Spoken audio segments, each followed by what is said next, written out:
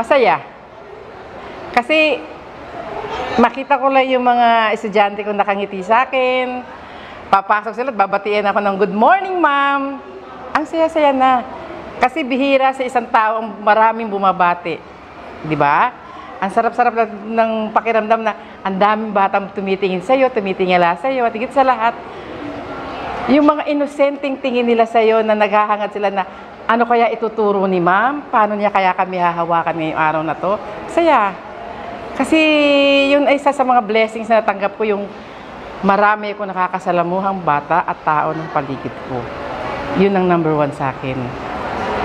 Kontento ako kung ano man ang meron ako sa buhay ko.